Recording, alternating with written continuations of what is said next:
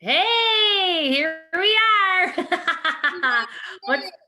We made it. A little bit of technology challenges this morning, but all is perfect. Everything happens when it's meant to happen. And Rita and I today wanted to just come on and talk about all this emotional crisis that's going on because people's patterns are being shown to them. Right? Right, and we just need to know that these are patterns and they're not who we are. They're based on our subconscious. It's going, hey, pay attention to this. Hey, this needs to change. Hey, because this is why we feel like we're in a crisis. And you know what, there's going to be a lot of change, I think, in the next 30 to 90 days, and I'm not exactly sure what that's going to be, but I know we'll see some stuff on the financial front. Normal, it'll shake its way out. But if we don't have enough emotional space inside, we're going to have some acting out going on. And so relationships are a big place that it shows up on. So I think it's important for us to talk about that today. What do you think, Rita? I couldn't agree more. I mean, one of the biggest pain points for people is not realizing that they're part of something that's bigger than themselves. Right.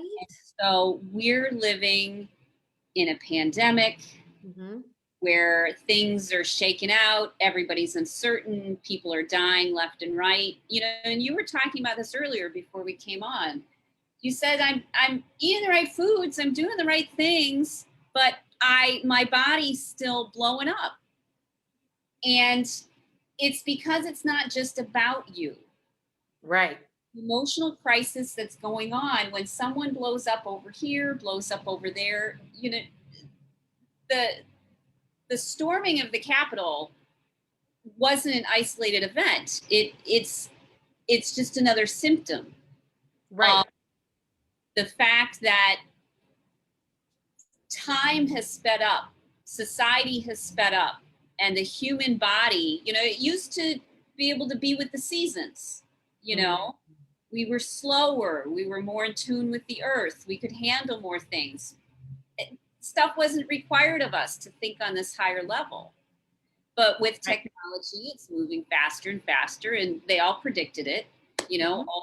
All the cultures predicted that everything is speeding up, and we pretend that our bodies are superhuman instead of loving them so that they can keep up with the changes. We just keep demanding more and more and more of ourselves without those nourishing rituals, without those things that keep us stable. And then we land in an emotional crisis, where everyone is falling apart, which gives you an opportunity. Because if everybody's falling apart and you're grounded, then you can be the leader. Correct. Yeah, that's so true.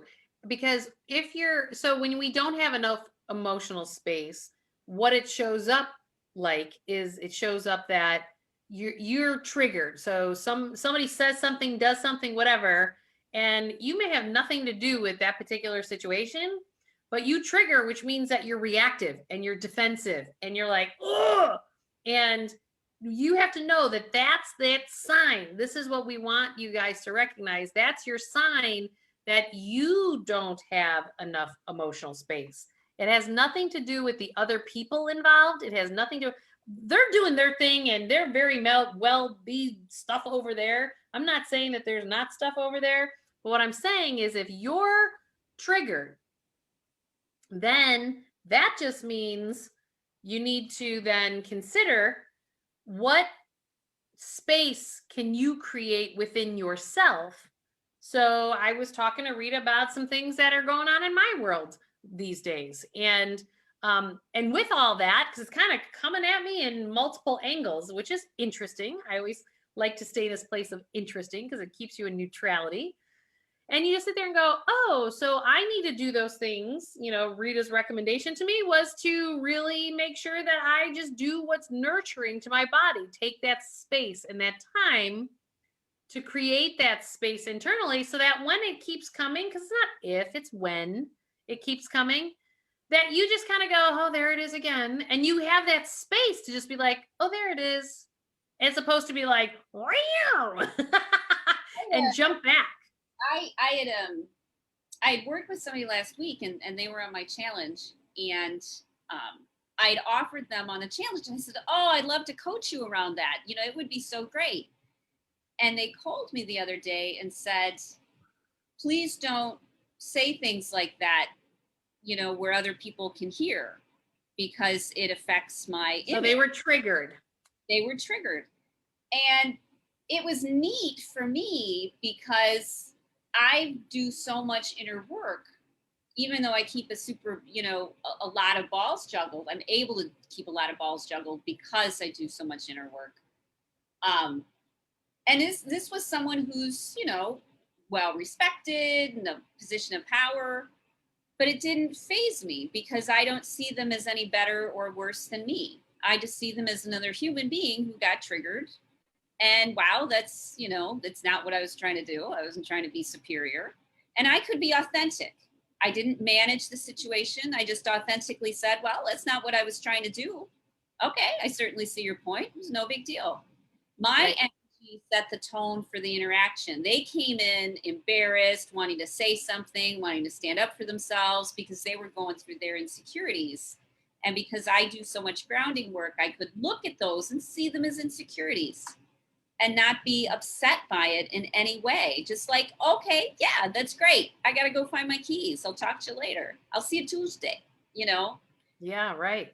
when you do that inner work, you're able to guide people to a higher plane instead of get embroiled in the petty dramas, you know, that we all bring with us. Well, It's and I've always loved that phrase, we train people how to treat us, because how you show up in the world trains other people how to then interact with you, right? And then so if you create this space and you create this state of neutrality, then all of a sudden they can't really come at you anymore. You know, like, well, they can, they're going to do the same behaviors because you've trained them how to do that with you. But then right. all of a sudden they're kind of like going, what do we do here? You know, like I had a great example with my kids, you know, my parenting weekend this weekend, and my kids were talking about how, yeah, it's too bad. Like we have this camper with our dad and it's on this lake and they're doing a polar plunge this weekend. And I was just like, okay, well, all you guys got to do is like, if you really want to do it that bad and it makes you that happy, like if your dad wants to take you, he can take you. And they were like, what? Because before in my divorce process, it was all full throttle. I'm fully taking your children away from you. So I was always in a place of, you're not taking my parenting time, because just because I'm the provider of everything doesn't mean I don't want my parenting time. And so I then shifted because I had enough emotional space that I didn't have to fear not having my kids any longer, right? So then they were just like, "Really, mom?" And my it was very funny to see my 10-year-old. She was sitting there going, "Are you okay with this, mom? Mom, are you?" She must have asked me 10 times if I was okay. I go, "I'm great." I go, "Bridge, I can't wait to hear all about it. Send me pictures. This will be fun." And they're like, "This is great, mom." And they were just all smiles. And I was going, wow, that's just reflective of how much work I've done to be in the state of neutrality, that I don't have to fear any of that stuff, you Well, know? And it's just like, okay. And this is where I know all of you who are watching can get to this place, because Rita's gotten to this place, I've gotten to this place, and many others that we've worked through have been able to get to this place of neutrality. No matter what your scenario is, you can get to that space of neutrality. That's why my new word is interesting, because now when things come at me, I'm going, that's interesting. Hmm, I'll have to think about that or feel into that. And it's like, there's no fire behind it. There's no reactivity behind it. There's no nothing. It's just like, hmm, and exactly. it's so freeing. That's the key. When we let that stuff go and we realize it's way bigger than us. One of the my one of the things that'll rescue me is I'll remind myself that things are way more complicated than I'll ever be able to figure out. Right. Did I tell you the visual? I've been watching, what was it? Something about the universe, how the universe works. I've been watching how the universe works. And one of the things they were talking about is how the sun protects all the planets because of like its solar wind. So it's in this bubble, and then the sun is dragging the planets and going through the universe. So picture this scary, gigantic universe and us in this little egg protecting Right? our sun. And then we're on a planet around Right. the sun. I mean, we are so physically insignificant. But yet we think we're so significant. Yeah. Spiritually, we are on par with, we're equal with everyone, but physically, we're a speck of dust in the universe. And so for us to think that we're just sometimes we have to go with the flow. Our job is to go with the flow of the universe, not in the opposite of the universe. Well, it's no different than I learned in all my training with Ayurveda with Deepak Chopra. It's that like you go wake up when the sun wakes up. You start to wind your day down when the sun goes down.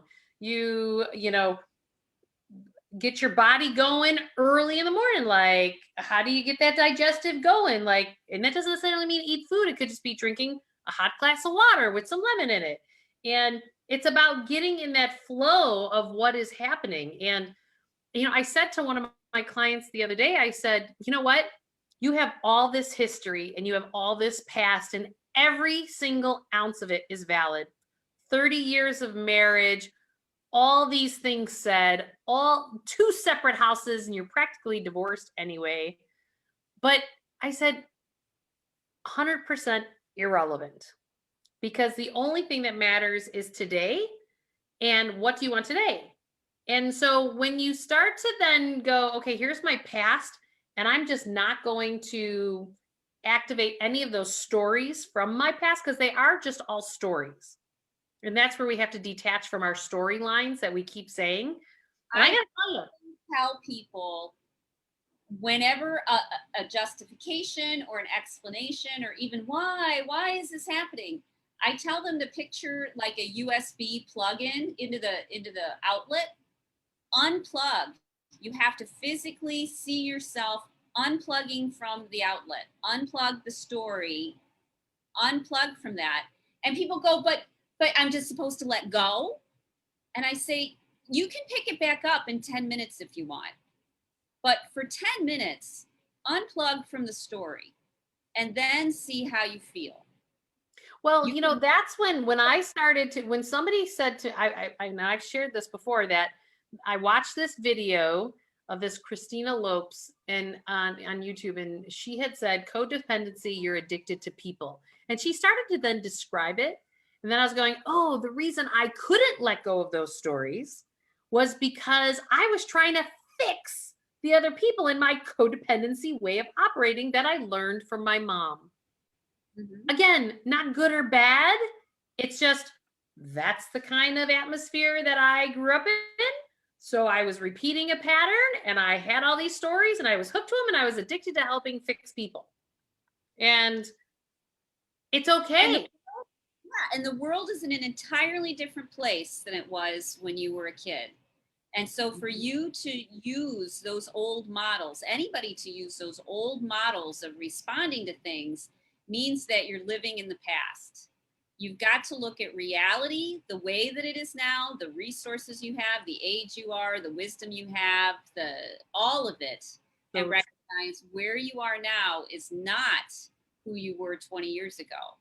And so you have to treat each day as a fresh new start, because you're a fresh new person. The true. whole the planet, the sun is literally in a different part of the universe every moment.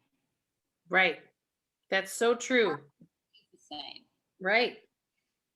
And it's just about being willing to create that space for yourself, because you will continue to operate in crisis after crisis after emotional crisis if you choose to not let go of the stories, Well because said. that's part of your suffering pattern, Mhm. that you keep getting on the treadmill and doing the same thing and telling the same story. You're going to create the same emotional crisis. Might be a different name, a different face, but it's going to be the same story. And this is Right. where we have to love ourselves enough to really say, you know what, the past, the past. I can only be in the flow and I can only be in the present moment, which for many of us is so foreign because we've not spent much time there. Right. Right. We've spent And time we've in, had it for a long time. right. And I think that sometimes it's harder to see in relationships, but I think it's easy to see in people's money sometimes, because think of it this way, like your financial past are your debts. Those are all your past choices. Being in the flow of your life is like your paycheck going into your checking account and your expenses going out. That's your flow. Like that's being in the present moment. Like, so people who operate on a cash basis with their cash flow, they're never worried about having a lack of freedom like people do who have layers and layers and layers of debt, because you're trying to figure out how to live in the present moment while you're paying for all your past choices. And this is where I think just that's a really great way to kind of help people frame like being in the flow of your life. Think of it like your cash flow, your paycheck going in, your expenses going out. And if that's not flowing very well, then I guarantee you, you've got past that you're paying for, and you've got that in your relationships, you've got that in your health. Like poor choices in the flow lead you to residuals in your health, even, because it's based on all your past choices that are affecting your present moment. So you have to choose to stop letting the past affect you in the present moment. And you can do that no matter what your scenario is, you can do it instantaneously. Right. I mean, they found over the last, 10 years or so that you can talk directly to the body to Mhm. unplug something. A lot of times when we don't feel well, when we're angry or frustrated, we don't feel good and we think there's nothing we can do about it. But in reality, you can do things about it. You can take an hour for yourself and listen to meditation music. Right. You can garden. You can go out in the sunshine. You can go to King's Spa. But so this is what But people do. They go, but. And it's like, no, no, no, you actually can. Nobody said all those other things had to be done. That's a limitation you've put on yourself, yes, that because keeps you. it does keep you trapped. It's another distraction. It's no different than alcohol or drugs or smoking or overeating. Like, it's just a distraction from actually saying, what does my heart need in this moment? When a And lot of people are good at talking a good talk, maybe they've been in 12-step program, maybe, they're healers, maybe they're light workers, maybe they're service professionals, and people give great advice. But the sure. difference between evolving and giving, actually, it's not great advice. It's typically half-assed advice because it's only based on someone's perception of what's happening and not on reality. You Yeah. actually get good at what you do when you take the time to absorb it, to integrate it, to have compassion. I give much better advice when I give no advice, when I just ask a really insightful, good question. Because So then instead of it comes telling out of everybody else, themselves. Yeah. yeah, we have to stop telling everybody else what to do, and we have to start telling ourselves what to do in a loving, kind, parental way. You need to drink more water. You're the kind of person who drinks more water. Drink more water now. Okay, I'll do that. Exactly. Right. And you have to believe that you can stop suffering. You have to believe that the place you're in now is not all there is. And the only way to get to nirvana or divine guidance or anything is to set up a space that makes you sing, that makes Totally. you Right. spend a lot of time in it. And if you're lucky, like Julie and I are in many ways, we've been able to create an environment so that we can sing all the time, that we love it. So true. And that's the key. It's not all these things you do or people you please, because who knows what they're thinking. They're crazy. You know, your job is to stay balanced and love yourself. And then out of that comes the fruit. There is this, and you were talking about singing all the time. You know, one of the things that really came clear to me in my journey was that I did so much for other people that I didn't even know what my own heart wanted.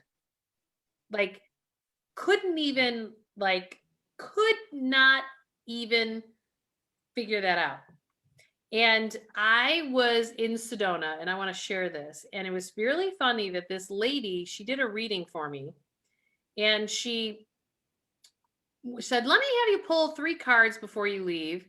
And one of them actually triggered me so much that I was like, "Oh my goodness." And it brought me to tears.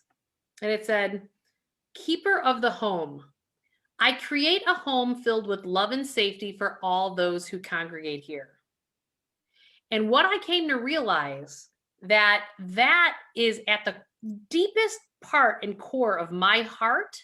That is what I want to create. And then when I look at everything that I have unpacked or shifted, it was because the home did not feel safe. It wasn't filled with love. It was filled with fighting. It was, so everything. And when she said these, and then she had me read it out loud, I got so choked up to tears in the moment. Like, she goes, "Oh, that's what your heart truly wants." But I had to ask myself a question, and also play music. You said singing. This is what made me think of this, is that there are songs that will trigger you into your heart way easier than you thinking about it or trying to force it, or even asking yourself the question of, what does my heart want? Because when you're so disconnected and people pleasing and doing it for others, you have to figure out whatever tools are going to drop you into your heart so you can stop going down this emotional crisis path. Right. And trust me, I've been on this journey for a while. It's not like it happens overnight. Some will go faster, some will go slower. We're all going to go in the perfect timing for ourselves. So just try to use those tools, like we were talking about singing. I have this one song. I heard it at a shaman ceremony, and it's like calling my heart, and it literally is like calling my heart, and it just has this music where it's like, I love to blast it, because I'm like, yeah, I'm calling my heart. What do you want? What do I need in this moment? And then now I can start to feel into that. But it took me a while. It's like building a muscle. It took a while for me to get to that place. So this is where, the more time we spend there, the more intuitive we become, the more creative we become, the higher order of thinking we have. right. But there's so much guilt because it's pampering, it's selfish, you should be taking care of other people, there's all these things you should be doing. True. Telling you that there's this sense of dread, that if you aren't doing something, that the world is going to fall apart. And that's the lie. Right. That is the lie. Well, everyone can move through this emotional crisis that's going on, because you know what? The volatility is going to keep happening. We're going to continue to be pressed to get into our authentic selves and really speak and live your truth. So the farther you're away from that, the more it's going to be challenging from you. So just do the little steps that actually get you to where you want to be along the way. That's the only way to get there. It's the only way to get there. Start by deciding that you're going to let go for Mhm. just a few minutes, and that it's going to be okay, and it'll feel like a free fall. And sometimes it'll seem like it's lasting forever, and that you feel horrible and nauseous, and your back hurts and your knees hurt, and you just can't take another day. And But that's your allow it to fall apart. That's your body calling to you, telling you that it wants to be nourished and taken care of. If you don't feel good, it's because your body isn't getting something it needs. You're Mhm. not taking care of it. So it's gonna give you problems until you do take care of it. Yeah, so true. Good stuff. Well, thank you, Rita. I really appreciate all your wisdom that you share with everyone. And how can people find you to get some help on They the? can find me at ritahickmancoaching.com or on Facebook. Just do a search for me. Lately, I've been working not only with ADD kids, but also with artists and creatives because I'm helping them create spaces that get their emotional stuff out of the way and they can really accomplish their next project in a really innovative, deep thinking sort of way. So I've been helping artists and creatives lately too. So that's fun. That's beautiful. Well, and I put the link below for a free copy of my book. You just have to pay for your own shipping. And if you want a workbook and stuff to go with it, that's all there. Resources and tools to help you on your journey. And we will see you guys next week. Thanks, everybody. Bye. Bye.